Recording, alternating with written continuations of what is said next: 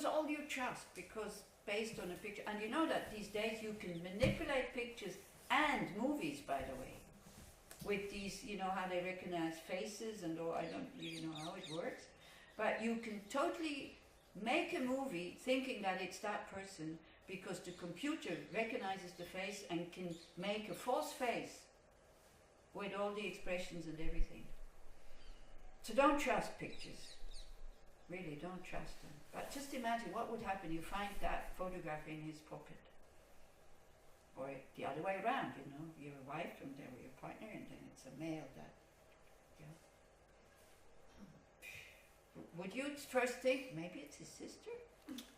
No way. No way. It first would be immediately that distrust. How dare he? And then he comes home and you have this state of mind. And you start to accuse, and you're already totally built up, because you had the whole day to build up that anger and diversion and accusing. Then you don't hear what he says anymore. But it's my sister that I didn't know I had. Not true! Doesn't sound so good. Huh? Doesn't sound convincing. Yeah, but then if you're reasonably say, okay, I trust you, but I would like to have a DNA test. Fine, you calm down. This would be a clever mind.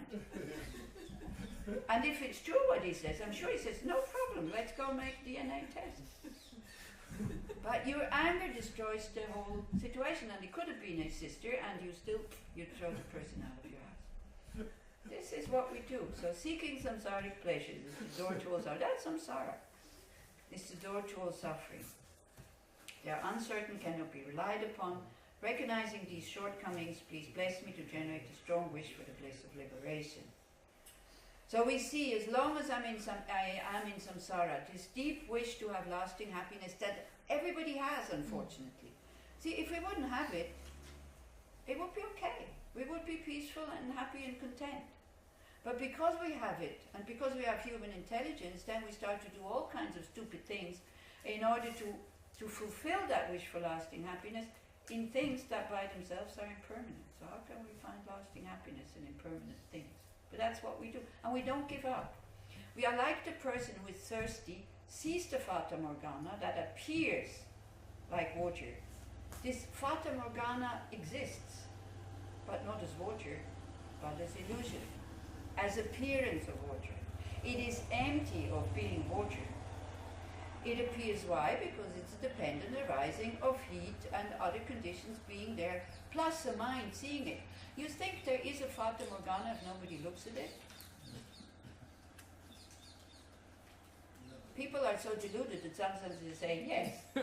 But I mean, come on, this is why. Everything that exists depends on a mind for its existence. This is difficult. The Fata Morgana, we understand. Now this spider doesn't sit on top of the engine there when nobody looks. I mean, this is clear. But that the camera does not exist when nobody looks, that's not clear. But the camera is totally man-made, mind-made. Without mind, no camera. This camera cannot exist from its own side, otherwise it would have been able to make it itself. It's dependent on substance and the mind to be a camera, isn't it? Okay. So we want to get out of this dissatisfying existence that we have. I mean, we have so much knowledge, so much technology, so much medical knowledge, so much literature and other art things and whatever. And there's not one person on this planet who can truly say, I have everything I want and I never have anything that I don't want. Not one person. Isn't that pitiful? With all our intelligence and universities and learning, we're still not able to have a happy mind? And yet that is the thing that people wish and want the most? Is that a satisfying situation? No. So then, led by this pure thought, samsara sucks. That would be the thought. Being in samsara also, Lama Zopa uses the example, sorry to say so, is like having used toilet paper and playing with it and finding that very pleasant.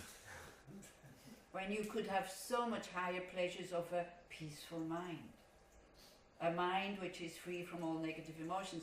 A heart that is open towards all sentient beings, and we're there playing with that used toilet paper. And we go on and on and on how fantastic and how beautiful it is. Or being locked inside a toilet. We're born inside a toilet, small, confined. That's all we know, samsara. Yeah?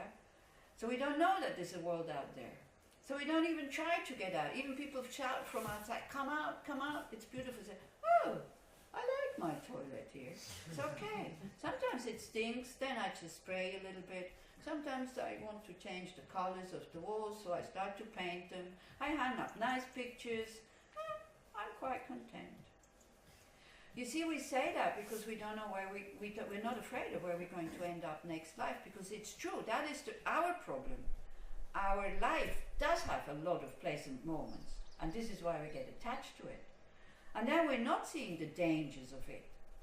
When something goes wrong, and then we start to have really strong negative emotions, making strong negative karma, which then throws us into a hell state. We don't see the dangers that everywhere we are, war can break out anytime. So yeah, my toilet is fine. I'm only getting a beating like once a month. Others in the hell realms, they get beatings much more. I'm fine here, you know. Then we settle for what we have. That would be a false contentment. Not even trying to find the potential that we have. It's so sad. Yeah, so sad. Like having somebody gives you an unlimited Visa card, but you don't know what it is, no explanation. And you know, with the hologram on it, and it looks nice, and you go and oh look, it looks nice, let's turn it that way, there's different colors and stuff, then you hang it on the wall, and at the same time you're dying of hunger. But you're so happy to have this card that shines. And you don't know how to use it for. This is the precious urban rebirth. Use it for something beneficial instead of just having your own pleasures. This is why then we're not happy. This is why we're so needy, because we're feeding the wrong thing. Yeah? We all have this unlimited Visa card where you can attain lasting happiness. And we're just, yeah, it's nice. Oh, how nice it is. We're not using it. And then death comes, and then we complain when we go to the lower states. Nobody told me. Yeah. It's not fair. I didn't know. Led by this pure thought, wanting to get out of that toilet, or wanting to stop playing with, looking for better toys than used toilet paper. Yeah, and when Rinpoche says that, he laughs and laughs and laughs, because he can't understand that people are not interested in developing bodhicitta, and are so interested in gratifying their wishes. He cannot understand that people don't see that it creates suffering. He thinks it's hilarious. Why can't we understand? Huh? I mean, you're telling all this, and it's so clear, and I know 5 minutes later I will forget. Yeah, me too. Why is it like Don't this? worry, me too, because of habit. This is why I'm so grateful for you guys, you know. If I would be alone meditating, I wouldn't think about these things so often. But I'm going to a course almost every weekend, the whole year, my own course, or somebody else's course, somebody's teaching. You know, this is why then slowly the mind starts to transform, because you hear it again and again and again and again. And every time it becomes truer and truer and truer. This is it. And then the mind slowly starts to, you know, it was nice. I had a dream this night, and I was in love with somebody as a nun already. And I kind of tried to keep away from that person, but still sometimes we were in the same place. And I dreamt about him last night, and I had no desire whatsoever. I woke up and I went like, wow, I don't know if it's like that in reality, if we meet, but I think in the dream it felt totally like not this excited happiness, he's also here, and you know, nothing like this. I thought like, what? Nice. Just enjoying the company of the person. And I could also feel a friend that I like very, very much. I mean, we have so much in common. And every time we said goodbye, he used to come to, he's French. Every time he used to come to Dharamsala, then we met, we spent really good time together. You know, these people that you have that you can talk for hours and hours and hours and hours, and there's so much understanding and there's so much humor also. You can laugh about so many common things. I always felt pain when he left. So then sometimes he comes to Switzerland because he's a doctor, and then we try to meet. Both of us very busy. It's very difficult to meet, but sometimes we meet. So he came to Bern. I brought him back to the bus. I said goodbye. I had no pain. I was just happy having spent time with him.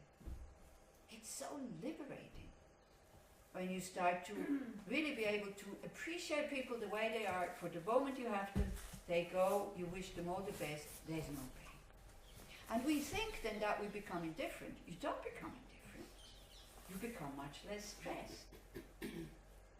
So I wonder if I meet the person from the dream next time. I thought maybe I should go there to try it out if it's really true. So, the root of the teachings is keeping the pratimoksha vows. Why didn't I start an affair with this person? Because I was a nun. I am a nun. This is why I kept away as much as I could. Yet the excitement when he was around was still there for many years. I wanted to be noticed and all this and all that. It's like, it's so childish. Sometimes going in the Gompa and seeing his shoes when he was first standing, or when I was first in, when I came out, standing next to mine, I thought, wow, his shoes are standing next to mine. Like, you know, again, up here, you know, like, come on. Yeah. He did it on purpose. He probably never noticed.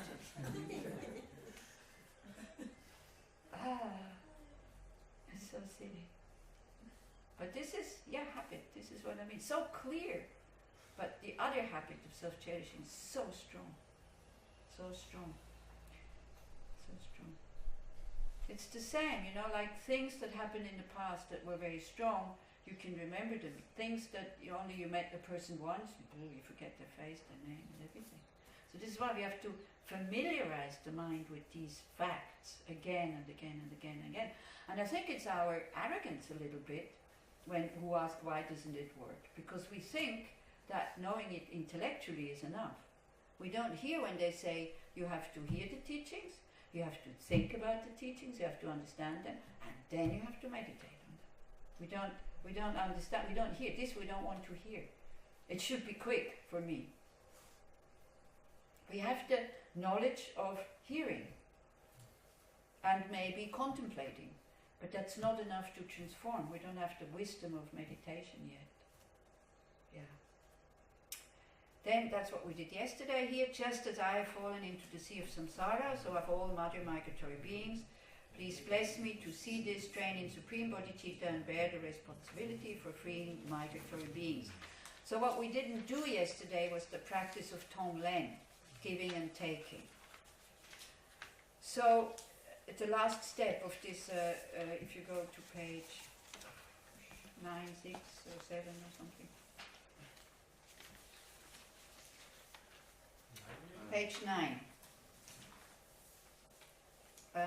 When we had, first equanimity, then seeing the disadvantage of cherishing self, seeing the kindness of others, equalizing oneself with others, the advantage of cherishing others, and then being able to exchange oneself with others. So if you can do that directly, like giving you seat that you wanted to somebody else on the bus, that's fine. But you can also do it indirectly, and now you do something really radical and for ordinary beings totally perverse, because what you do, you breathe in the suffering of others in the form of black smoke, you bring it down to the heart where the self-cherishing is sitting and saying, are you crazy? I don't want this suffering, thank you very much. I have enough with my own. But then you tell him, just shut up, you are no good, you never bring me anything good, just either go away or be silent. And you see how this black smoke, that is the suffering of others, that you breathe in, it kind of, that self-cherishing, you can give it a form. It just grows and grows and grows, gets angrier and angrier and angrier, and then it explodes. Then out of that luminous space that is our pure nature mind, You breathe out light, and that represents all the good things that you have, and you give them away to that other person. Now this is perverse. This is like, why should I take the suffering of others? Again, if you would be a mother, and your child has the flu, and cannot sleep, and is, nose running, if you could take it, would you take it? Yes. Would you be happy that when you see that, well, it works, now I have the flu? Yeah. Would you understand why you have the flu? Yes. What would you think why you have the flu? Excuse me, sorry. Because you have the negative karma to get flus. That's why you have the flu. Not because, wow, I'm so great, I took it away. Otherwise the Buddhas would have taken away the suffering from us long ago. Sorry, I didn't want to hurt your feelings, but I thought it was really funny. Huh? You're okay? Okay. It's really like, it's like, we can't take the suffering from others. If you get the flu, you can say, thanks to that, my child having the flu, I am purifying one of my negative karmas to get the flu. Yeah. We would probably, when we feel that, it starts to hurt you, we go, it works, I don't want to do this anymore. That's probably how we react. Maybe not with the child. So the point is not to take away the suffering from the other person, but your readiness to do it because you can't. Because that would make us very arrogant. I think, look at me, I can take the suffering of others. Yeah. So this practice, actually do it in secret. You're not going to tell other people that you're doing it. So, look at me, I'm so great, I'm taking your suffering. Yeah. The point is to make our courage to bear suffering grow. Because the biggest fear people have is of pain, and of sickness, and of suffering, and of death. That's what we're most afraid of. Our little eye that sees everybody getting sick, getting hurt, suffering and dying. It shouldn't happen to me because I'm afraid of it, isn't it? That's how we are.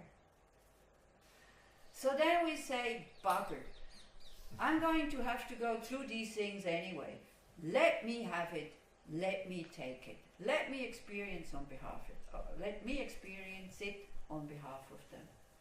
Sometimes it works, funny enough. Sometimes when you're with a dying person and you start to do Tonglen and you take away the restlessness of the person and you take it upon yourself, sometimes you can see the person getting calmer. Sometimes, not always. Yeah? I think the person is getting calmer because you are calm. Because when you do Tonglen, it immediately, first you're frightened and your ego goes, are you crazy? No, thank you, I don't want to do this. So this really is a practice you should never do when you are not ready to do it. The ego rebelling, that's fine. Fear coming, that's fine. But you need to have a mental factor behind that says, I want to do this. In your intellect. You will have fear, and the ego will rebel. It doesn't mean that you can't do it. But if the intellect says, no, I don't want to do it, then don't do it, that's fine. Huh? It won't work. What? We can imagine you're doing it, but to really do it is very difficult. It's very difficult. So this is why first we start with ourselves. This is another thing that people neglect. Also what I started doing with people, I just, just a technique. Also it's from Chogyam Rinpoche's mind training book. Just a technique, just not anything specific. You just think, I'm breathing in black smoke, negativities. I'm giving out good things in form of light. I'm breathing in, bad, I'm giving out good. I'm breathing in bad, I'm giving out good. Maybe not even with smoke, just like this. So you get the technique. So you're not so frightened because it's nothing specific. Yeah? And then you start by, also then after this meditation, for most of the people it worked much better, really well. But one person came and she said, now I have all this black stuff inside, I don't know what to do with it. So I said, well, did you breathe out light? She said, no. I said, So then I started with people first, just breathing out light. All of a sudden we start to discover how much goodness we have to give. And if we give that, like we did last night, if we give out that goodness in the form of light, we discover we have nothing to lose. And we grow. And then it's not so threatening to take in the things.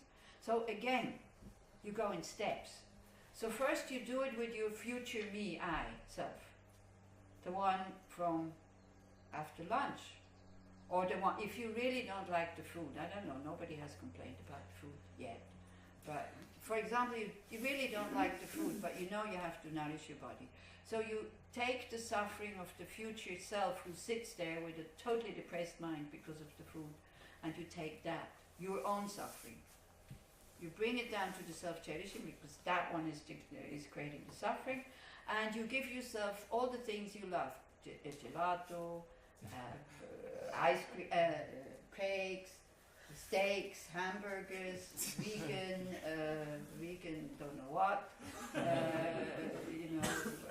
vegan steaks. And in Switzerland once I saw a truck of a butcher truck. They always have these very beautiful, steaks and all this, entrecôte pictures on the truck. So underneath was written, tofu substitute. Because with the tofu, we had meat substitute, right? So they use the same thing because they're getting frightened because less and less people eat meat. So they also see they have to also make a counter campaign. So the steak underneath was tofu substitute. If you don't want tofu, you can have a steak. So like this. So then you give yourself all these kinds of things that you really like and and all that. And that's it. So again, this is not a practice to check, does it work, does it not work. This is a practice, same as the purification, just do it. Don't look, don't examine, don't wonder, just do it. The same way you swallow a pill, you just swallow it, kind of, oh, what is it doing? You just swallow it. So you do it with yourself, with your future suffering. You could also do it seeing yourself as an old person and taking away the things that you're afraid of already now upon you. Dement, abandoned, bitter, lonely, confused, because that's what we're most afraid of. So when it happens, because it increases your courage, so when it happens, you won't be bothered by it so much. This is the good thing, yeah. So of course, the eye says, come on, enjoy your youth, and then when you get old, you're old. But then it's terrible, and it's really difficult. Whereas you take it upon you now, you will be able to bear it in the future. I know it sounds perverse. This is really something you have to do and then see how it works, because otherwise it's kind of, even talking about it sounds like crazy. The thing is, this practice, it starts to increase your courage, and the more courage you have, the freer you are, and the more spacious you become. This is what it's for. And not to follow the self-cherishing, for once just to say, look, just shut up and be quiet. Yeah. Then you can start doing with others where it's easy to do, like with children, grandchildren, and you do it with things, not with cancer and things like that. It's too big, it's too heavy. Yeah, you do it with things like, unless you're ready, then it's fine. You do it with things that you anyway have. Like for example, we anyway have attachment and aversion. So you think, I'm not important here now. Others are more important. Let me experience it on behalf of them. You breathe it in the form of black smoke, bring it down to your heart, self-cherishing explodes, and you give out all the light. If you feel resistance, you think, good, I feel resistance. And you think, because it's a very difficult practice to do, you think, I'm taking the resistance of all other people who have the same resistance, because many people have. Then your resistance has a purpose, because you grow with it. Yeah? Since I have it anyway, let others be free from resistance, I take it upon myself. And then you give out whatever little bit of courage that you have to other people like this. So this is kind of the technique. And then, you know, with time you can do the whole universe. When I was introduced to this practice, which was by a Tibetan teacher, who was it? I think it was Geshe Lama Concha, can't remember. Somebody in Dharamsala. So I'm ready to try things out. I'm not so kind of need to know everything, how it works. So he said, visualize the suffering of all sentient beings. And I'm very good at visualizing hell realms, hungry ghosts, animals, humans, suras. The Bardo beings I forgot, I have to say, because I never thought about those. But still, a lot of beings. So I was kind of ready to, I went like, what if it works? And I stopped. Yeah, so this is how the Tibetans do it. And I don't know if you remember when Geshe Champa Gyatso was here, he introduced that practice quite at length. And he was doing it with us. And he said, now you visualize emptying the hell realms. And I was looking at him while he was doing it. And he was doing it. He became more and more and more blissful as he was doing that. He was actually, in his mind, emptying the hell realms. Of course you cannot empty the hell realms, but you have that trust. The power of compassion is so strong that I can empty it. I looked at him, I thought, he's really doing it. Amazing. Then I was really inspired. So you do whatever level you can do it, so you don't have to do the whole universe. Or like when you walk around, you think, you know, all the pollution, I take it, so others don't have to experience it. You have moments when you start doing this practice that you feel so free from fear. And you can only do this practice if you know about karma, if you trust the law of cause and effect, because then you know, if that happens and I experience it, I would have had to experience it anyway. Now at least I know why I'm experiencing it. So then you're happy, you go, the practice works. Because you see, we would like this practice to work in that way. The person that I'm breathing in the suffering from is free from suffering, but I'm not getting it. That's what we would like, isn't it? This is then we go, wow, this works. When we see that the person getting better, and I'm very happy and very open, then we go like, ooh, it works. The Rinpoche Rinpoche, that one who was in Chinese prison, when he said, this was my main practice during my time in prison. And he said, and I saw it really works. And so, of course, I thought like they stopped torturing him, something like that, because he was breathing in the future suffering of being tortured of the Chinese soldiers and giving out all his knowledge, all his merit that he had created when he was still able to practice and all this, giving it to the soldiers. And he said, and I thought that, you know, they stopped, but then he said, the more I did it, the more they tortured me. And I thought, oh, this is how it's supposed to work. Okay, so maybe I had some wrong idea. It can be that it makes you feel better, most of the time actually. There might be the pain, but there's no suffering.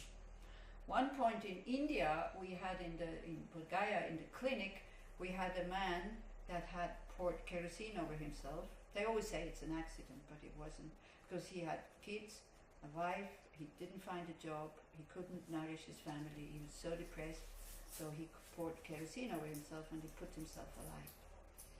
But they saved him, whatever, if you can call that saving. So he was brought to the clinic, and his body was either black, where it was burned, or pink, where there's no more skin. So, and no good smell coming from the body, and not so good smell in the clinic anyway. So Lama Zopa Rinpoche was in the center at that time, and he said it was the end of a 10-day course, and he said at the end, for the last meditation, you go down to the clinic and you do Tonglen with this man. And I thought, like, I put other people in front of me. I said, Rinpoche, they are beginners, they cannot do that. Meaning, I cannot do it. Mm-hmm. You know, putting others as an excuse that it's too much for them. He said, don't worry, just do it, just go down, do it, and chant Om Mani Padme Hum. Nothing will happen, just do it. So I thought, okay. So first I went down to the clinic to tell them to clean and to try to get rid of the bad smells. And then I told the people, I said, look, Rinpoche said we should do it. I have to go down with you now and do it because Rinpoche says so. But still, I think I even said, I also say, if you think it's too much, just don't come. But everybody came. This is when a Lama tells you something, you have more trust. You're more ready to try it out. So we all went down there, and I was sitting in front of that man. And I was thinking, well, if I end up like this, I have the karma to be burned at one point. If it happens here, at least I have people who take care of me. So then, without any fear, I was really able to breathe in the suffering of that man and give out all my little bit of happiness or big happiness that I have. And it felt, then you have, this is what I'm saying, you have moments when the self-cherishing totally disappears. And you feel incredibly spacious. Not proud and arrogant, but just good. Spacious, peaceful. And that can last for quite a while. It's a very powerful practice. And what I do sometimes also is when I feel I push somebody's buttons and they become very aggressive and actually unkind to me, that whatever I do is wrong, and they criticize me, and even I want to help is not okay, then I leave them alone, it's not okay, I don't know how to deal with the situation. And there's a lot of passive aggression coming from that side. It's not that we aggress ourselves in the Sangha openly like that. I mean, at least not in Swiss Sangha. I don't know in the Israeli Sangha, but at least in the Swiss Sangha we don't scream at each other. But we're sometimes also not nice to each other. And I can feel that somebody was jealous of me. So we both participated in a retreat. And I let go of what we were supposed to do. And during the sessions, during the meditation sessions, I was taking her aggression towards me on myself, because I was experiencing it anyway. So I took it away from her, because I saw also how she was suffering from her jealousy, because she's much older than me and she can't do much anymore because of her age, and she wants to do, and then she gets jealous and upset and all that. So I don't know if it's because of the Tonglen, but definitely the aggression in her totally disappeared. I don't want to claim that it's because of the Tonglen, but what happened with me, because usually when I didn't do it, I got upset at her. And then I started to play games, kind of the game of I'm better than you, I'll show you, unconsciously. Kind of, I knew if I would tell her, look, I've done this and this, which she doesn't need to know, but I would still tell it, and I knew it would make her upset, and I still did it. So all of a sudden I saw my part in the whole thing, that I was actually enjoying her jealousy in a way. Yeah, it's not a nice thing to see, but it's good to see, because then I stopped. And I was very careful what I said to her. You know, usually I acted as if it doesn't affect me. But I was upset. I mean, I got angry at her also.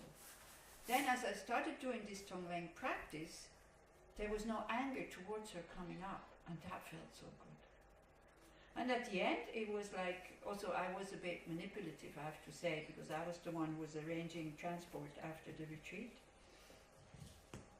So I knew that she didn't want me. She was so disgusted by me that she didn't want to accept me kind of arranging her transport. So I saw her asking somebody. That person said, no, sorry, I'm going the other direction. So I knew she didn't have transport. So I could have asked right then, but I knew that this would not be a good moment. So I asked her if she has transport while she was sitting lunchtime next to the teacher, because then I knew she couldn't kind of vomit her poison upon me. And so I said, do you have transport? Because otherwise I can look for something. And she, very normally she said, because the teacher was sitting there, this is the blessing of the Guru also. You're protected from your negative minds actually, because you don't want them to see it. So she said, no. So I said, I can find you somebody, would you like me to? She said, yes, please. And the whole aggression was gone. But the ego doesn't want, if I feel unjustifiedly attacked, because it's not my fault, because I don't see my part in it, and it's unjust, because I'm doing all this work, and she is criticizing me, I'm doing too much, and I'm showing off, and blah blah blah, and all this and all that. So usually you don't want to take that aggression. But if you want her to be free from that aggression, because I see how it makes her suffer, she has such a critical mind. Everything she sees, she criticizes. And she suffers from that, because she's not relaxed. And so that worked really well. So this is also we can do. Or when you feel that somebody has a lot of attachment, we also have attachment. You take that attachment in order for this other person to be free from it. Because very often when somebody bullies us, we get angry, hurt. And hurt, always with hurt, always comes anger, isn't it? So I think that was a good way to be protected from being hurt and being angry. So this is also something you can do. Because the aggression comes anyway, so we might, if you take it voluntarily, then there is no problem because you take it voluntarily. See, this attitude of not, everybody should be nice to me, this is stupid. Why? Why? Why should everybody be nice to us? If we would be nice to everybody else always, yes, of course, then you can claim it. But are we? I see no reaction everywhere, anywhere. Are we always nice to others? No. But we have this very deep-sitting thing that everybody should be nice to me, and there if they're not, then I feel hurt and I have a right to get angry. But if somebody else gets angry at me when I'm not kind, then again I feel this is not justified, isn't it? This is how confused we are. So all this is getting rid of it. So that's Tonglen. So we'll do it the last session today. You can bring your ego and then we'll see what happens. When you're full of suffering yourself, you have a headache, you have depression, you have whatever, and you think, okay, I have it anyway. Let me take the suffering of all others. And you breathe in the suffering of all others who have the same sickness. Don't do it because you want your depression to go away, because very often it goes away. But if you do it in order for it to go away, you don't have the right motivation. It is for you to increase your courage to bear the depression. And if you have courage and some humor to bear depression, what happens? It goes. It goes. That's it. Okay. Next one. So this last sentence here, like, and bear the responsibility of freeing migratory beings. So of course one talks about, I want to free them when I have become a Buddha. But now in your Tonglen meditation, you already do it. So you see, for example, when we do purification, or what we did last night, but then again I didn't do it, because I don't know how people react. So this, what we did yesterday is not finished. We sent the light, and then we see everybody over there transforming into Chenrezig or the Buddha or whatever. So indirectly with the mind, we're liberating them. Doesn't mean that then all of a sudden there's bodhisattvas over there or whatever. But it means we have the readiness in the mind to do it. Okay, so then the next verse, number 12. Even if I develop only bodhicitta, but I don't practice the 3 types of morality, I will not achieve enlightenment. With the clear recognition of this, please bless me to practice the bodhisattva vows with great energy. So, until now, we have talked about bodhicitta, how to develop this mind, an open heart towards all sentient beings. Yeah? Well, is that clear what bodhicitta is? Wanting to attain enlightenment. So just wanting to benefit others is not enough. You need to engage in certain practices. So from inspiring bodhicitta, so from having been inspired by this thought that I could have a heart that is open towards all sentient beings 24 hours a day, comes, what shall I do? What's the next steps? So then you have engaging bodhicitta. You really have decided that I want to travel on this path. I want to be a bodhisattva. So you take what is called bodhisattva vows. That's also a ceremony where somebody is giving them to you. If you want, Lam Rim Rinpoche is coming. So if you think about taking refuge, then he would be able to give you refuge. If you think about, you know what the Bodhisattva vows are, you can, we have texts here, so you know what they are, because the Bodhisattva vows will help you to practice these 6 perfections that are the activities of a Bodhisattva. Now, this is just training. That means you don't know how to do that yet. You only train because these are the activities, the perfections of a Buddha, not of a Bodhisattva. A Bodhisattva on his way to become a Buddha trains these activities. So then as a Buddha, he can do them. So don't be too demanding on yourself that you should be able to do this like a Buddha. We are Bodhisattvas. We're not Buddhas, okay? And we need to know what these 6 perfections are. So then aspiring bodhicitta becomes engaging bodhicitta. So first thing would be taking vows. So think about it. I mean, this is not for the people who are here for the first time. It would be far too early. But the people who don't have bodhisattva vows yet, think, do I want these as a help? Do I want these as a protection? Or, you see, you won't be able to keep them, but the wish to be able to keep them and to look at them from time to time and to remember them from time to time will help you then to be able to keep them.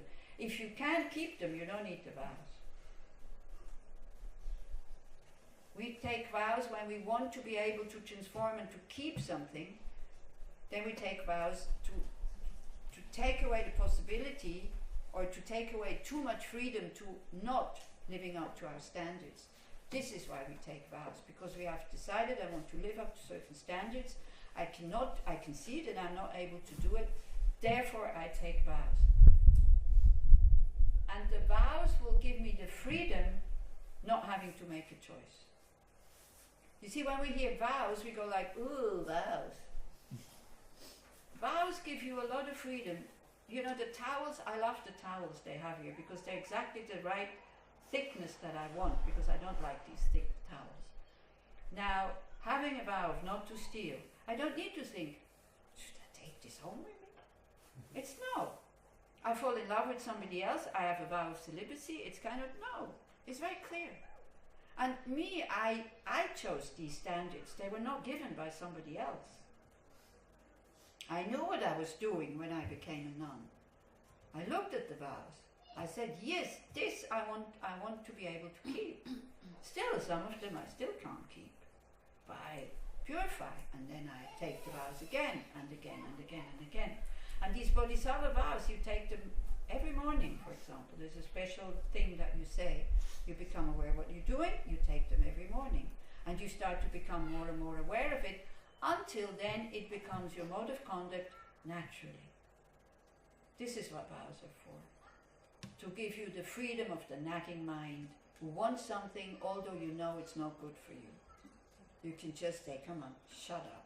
The freedom of not having to follow desires again and again and again and again, to make the thirst deeper and deeper and deeper. To not run to that appearing water of the Fata Morgana again and again and again and again and getting disappointed. This is what vows are for. Not to, I'm not allowed to do this. If you take vows, you should have a mind that say, I don't want to do this anymore. Then you are ready to take vows, not before. Yeah? The three moralities, 3 types of morality. Yeah, the 3 moralities, we come to it when we look at the ethical conduct, but actually we could also, because here it talks about generosity, not explicitly, but it talks about generosity, ethical conduct, patience and enthusiastic effort. And then the next verse has to do with concentration and wisdom. So this verse is talking about the first 4 perfections, but it pulls out the perfection of ethical conduct. Okay? So now you go back to page 10.